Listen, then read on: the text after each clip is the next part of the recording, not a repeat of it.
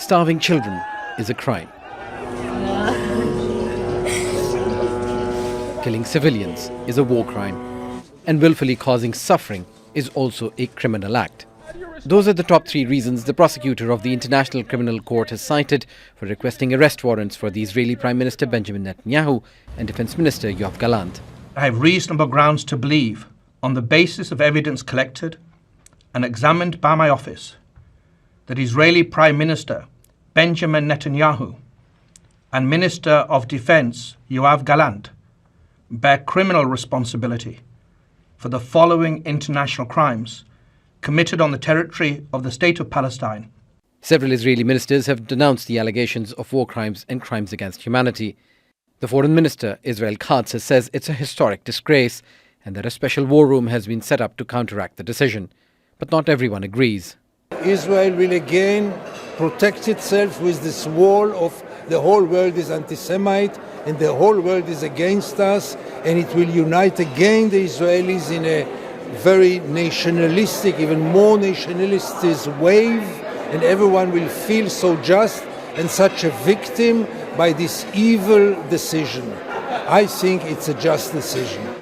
The ICC prosecutor is also seeking arrest warrants for Hamas political and military leaders Ismail Haniyeh, Yahya Sinwar and Mohammed Diab. There are reasonable grounds to believe that these 3 Hamas leaders are criminally responsible for the killing of Israeli civilians in attacks perpetrated by Hamas and other armed groups on the 7th of October 2023. The Palestinian group says the arrest warrants for Netanyahu and Gallant are several months too late. And rather than equating the victim with the perpetrator, ICC should order the arrest of all occupation officials who gave orders and the soldiers who carried out the crimes.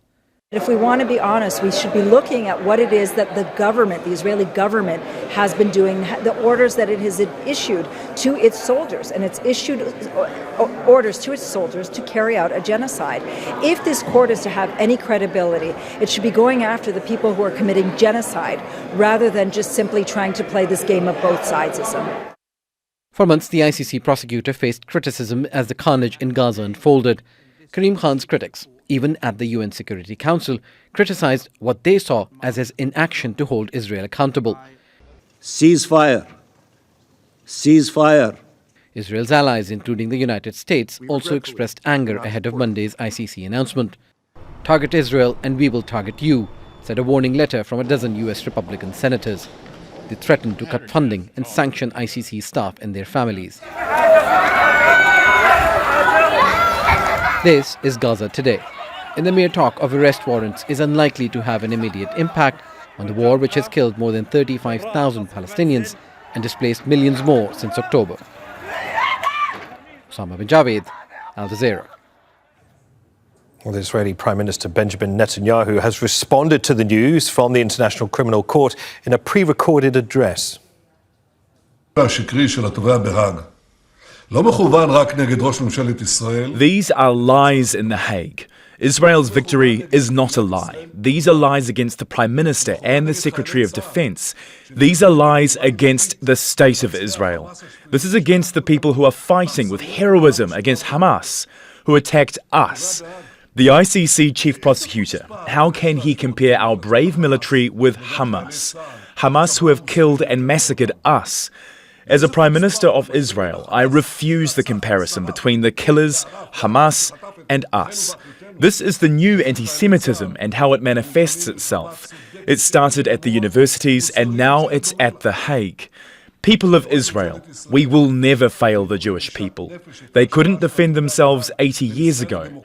And I'd like to reiterate, no international entity can stand against us or prevent us from achieving our decisive victory. Well, we have a team of correspondents around the world that are following all the latest developments on this story. We'll be getting reaction from Hind al-Qudri in central Gaza, Mohammed Diab, who's in Amman, Jordan, with the Israeli reaction to the news, and internationally, we have Gabriel Elizondo standing by at the United Nations and Pat Culhane as the US State Department. But first, let's go to the ICC. Step Varson is there in The Hague for us. And Step, you heard the words from Benjamin Netanyahu pushing back fiercely against this move at the ICC. Probably comes as no great surprise that there would be strong criticism against this move by Karim Khan, the chief prosecutor there.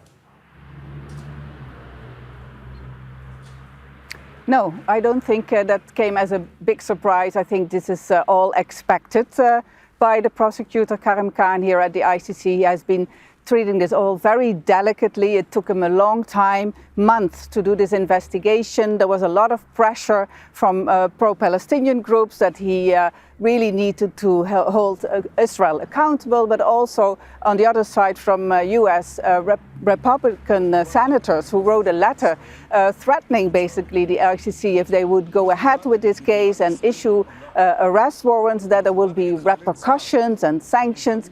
But Karim Khan made himself very clear this morning. He said nobody is above the law. Lives have also equal value, and there's also nobody can threaten this court. And that's something that he has said in the past as well. When this letter was sent to him in April, he also said you can't just simply threaten the International Criminal Court. And what we've seen also in 2020, it happened also that the US put sanctions on prosecutor of the ICC, his predecessors at the time, also for a case for war crimes in Afghanistan. So there has always been a lot of pressure, and I think they're very well aware here in The Hague that that was coming, and of course they still decided to go ahead with it. Yeah, and as you say, go ahead, they will. Talk us through the next steps, because we know that this is an application, the first step in what they hope will be the issuing of arrest warrants for these 5 individuals.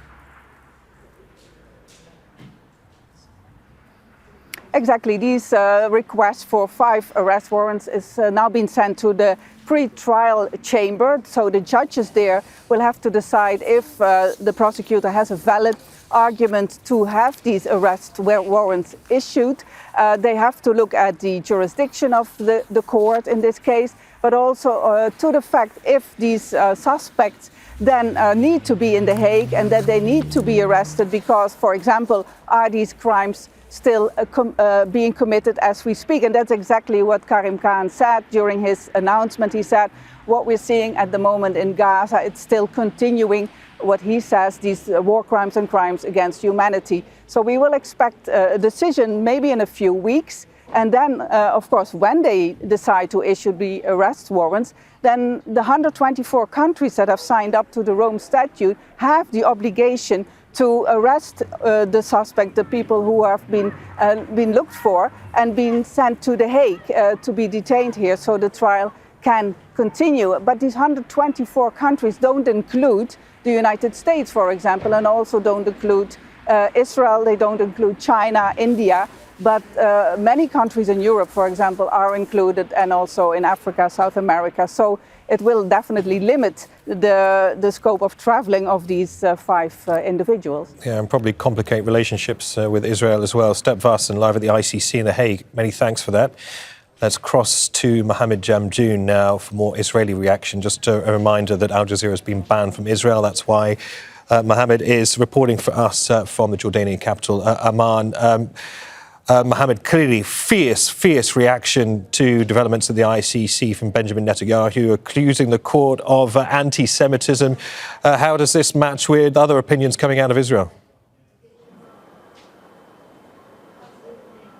Yeah, that's right, Neve. I mean, what we've heard is not a surprise across the political spectrum. And we should remind our viewers, it is a deeply divided political spectrum in Israel. But across the political spectrum, you've had outrage expressed. You heard a bit from Prime Minister Netanyahu earlier in the show. Let me tell you more of what he had to say in that pre-recorded speech. He said, as the Prime Minister of Israel, I reject with disgust the comparison of the prosecutor in The Hague between democratic Israel and the mass murderers of Hamas. This is a complete distortion of reality. Beyond that, we also had Benny Gantz. He's a former defense minister and a member of the war cabinet. He put out a statement earlier in which he said, placing the leaders of a country who went into battle to protect its citizens in the same line with bloodthirsty terrorists is moral blindness and a violation of its duty and ability to protect its citizens. Then you have Yair Lapid. He's the head of the opposition in Israel. He put out a tweet earlier in the day in which he said, the ICC arrest warrants are a complete moral failure. We cannot accept the outrageous comparison between Netanyahu and Sinwar, between the leaders of Israel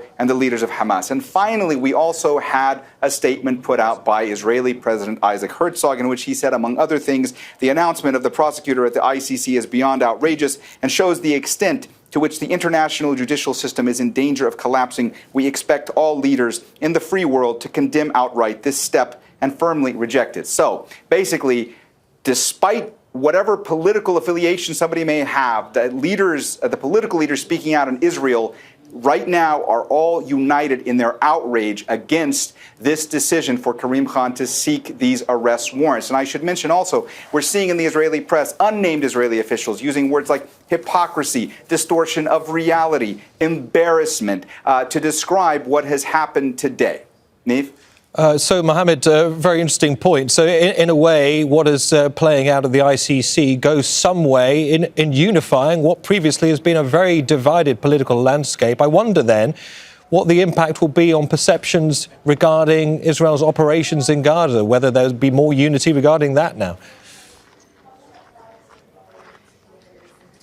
This is going to be very interesting to see how it plays out, because on the one hand, you have Israel rejecting this, as they have rejected numerous times that they have been called on the carpet by international institutions. Let's not forget how many times there have been UN security resolutions, binding ones, that Israel has completely disregarded and said that the UN is a body that is anti-Israel. Now you have pressure being applied on Israel by the ICC. But also, it's interesting because on a day when you had a top U.S. official, National Security Advisor Jake Sullivan, who had been in Israel the past 2 days, first speaking with Netanyahu and then speaking with Yoav Gallant, the defense minister, he was told by both these men, according to Israeli media, that despite the fact that the U.S. has continued to ask Israel not to push into Rafah, to limit their operation there, that Israel is going to expand its operation in Rafah. So, yes, there is pressure on Israel right now. It will be interesting to see what happens going forward. It will be interesting to see if this will motivate more protesters to come out into the streets, anti-government protesters, relatives of captives being held in Gaza. But for the moment, it seems that Israel is basically saying, we're not going to take any pressure from the ICC, and we're not even going to adhere to the urgings of our top ally, the United States. All right, Mohammed, many thanks for that. Mohammed Diab reporting from Amman, of course, after Al Jazeera was banned from reporting from Israel itself. Right, let's cross the US State Department in Washington, D.C. and Patty Colhane to look at the US reaction in more detail because, Patty, the US President has weighed in. He's weighed in. The Secretary of State, Antony Blinken's weighed in. We've just been hearing from Mark Miller here at the State Department. He's the State Department spokesman. The briefing's ongoing, but you knew the U.S. was going to react with force, but they're coming out with very strong criticism. Just to sum up what Matt Miller is basically saying on this, he said it is fully unfounded and should never have been brought. They have a couple of complaints. They say that the International Criminal Court, the ICC, doesn't have jurisdiction because Palestine is not officially a state.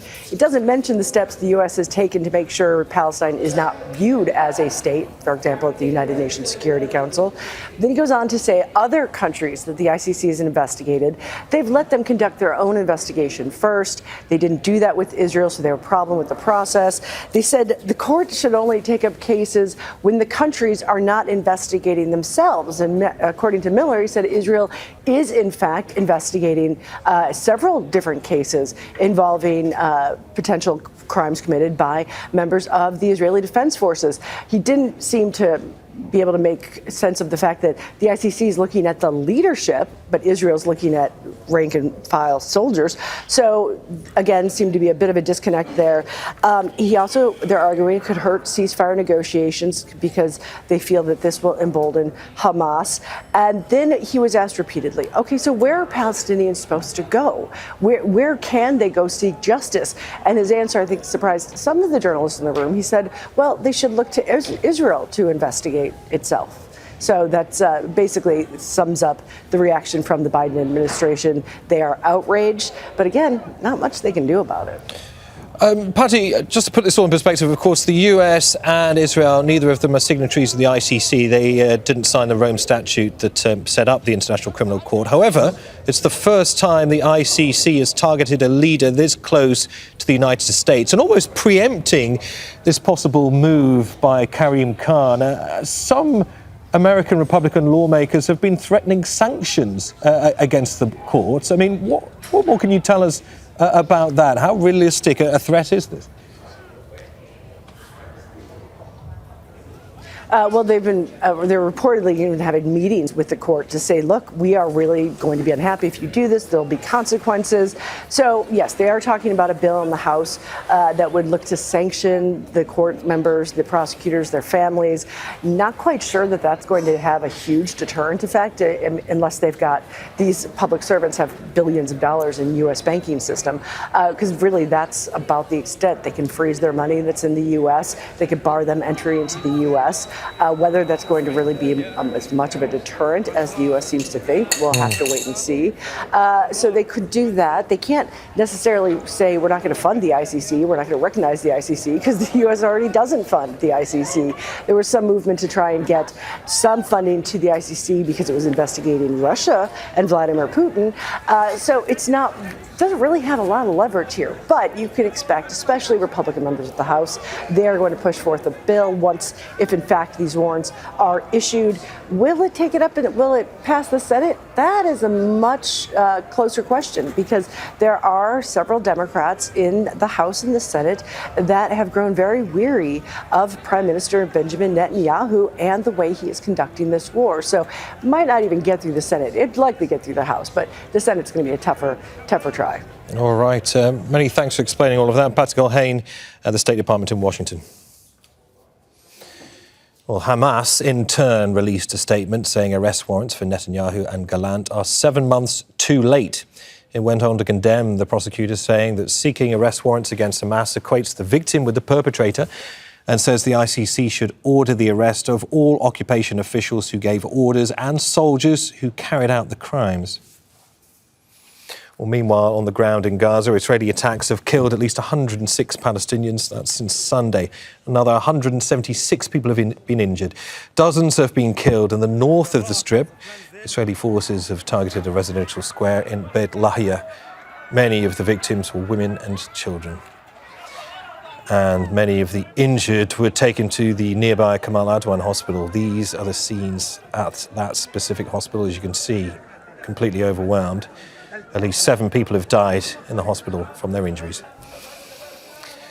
And another strike hit al-Shaut refugee camp in Rafah in the south. Reports say residential houses were empty as people had fled during previous strikes. They've now been reduced to rubble. All right, let's get the international reaction to today's developments from the ICC. Al Jazeera's Gabriel Elizondo joins us live from the UN. Gabe, just to clarify, the ICC is not connected or affiliated with the United Nations, but it is nevertheless a hugely important court, and whatever ruling results from any kind of legal proceedings there will be watched closely by UN officials where you are. Yeah, that's right. It's important to remind our viewers that the ICC, the International Criminal Court, what we've been discussing now, is not an official body or an official court of the UN, not affiliated in any way. Now, the UN works and collaborates with the ICC when necessary, but it's a totally separate entity. And that's why the UN is not really commenting, per se, about the decision by Karim Khan. Now, the ICJ, of course, International Court of Justice, that is the highest court of the United Nations, also based at The Hague as well. And we oftentimes don't hear the Secretary General comment about ICJ decisions either, so it's not particularly unusual. Putting that aside, I will say that a very few diplomats here at UN headquarters on Monday are wanting to comment about Karim Khan's decision from the ICC. There was a Security Council meeting this morning about Ukraine, totally unrelated to the events of the ICC. We were outside the Security Council chambers as diplomats were going in for the meeting, asked multiple diplomats for their response, and they simply would either say no comment or ignore our questions. This is, as one person said, a real hot potato, very complicated position now that many countries are in moving forward on this. However, we did hear from one ambassador, that was Vanessa Fraser, the Malta's ambassador to the UN. They are a member of the Security Council right now. She said that her country supports Karim Khan and the ICC and just wants the process to move forward. Listen to a little bit more of what she had to say. We support the judicial institutions of the United Nations, and we believe very much in their impartiality and their independence, and they should be allowed to carry out their work independently without any threats, and let the process go forward. Those who need to defend themselves will defend themselves in court. It's quite simple. For us, it's not about who is indicted. It really is about the independence of the courts. Now, it was just March of 2023, last year, that the ICC issued arrest warrants for Vladimir Putin for alleged crimes relating to the deportation of Ukrainian children after Russia's full-scale invasion of Ukraine. Now, back then, many Western countries here at the UN, particularly the United States, rushed to the cameras to support that decision by the ICC. Now, when it becomes a decision that's against Benjamin Netanyahu and Israel, clearly they're singing a different tune, people avoiding the cameras, so to speak. So that's where you're seeing countries like Russia clearly calling out the US and others for what they say is a clear double standard. Gabriel Elizondo at the UN, thank you. Make sure to subscribe to our channel to get the latest news from Al Jazeera.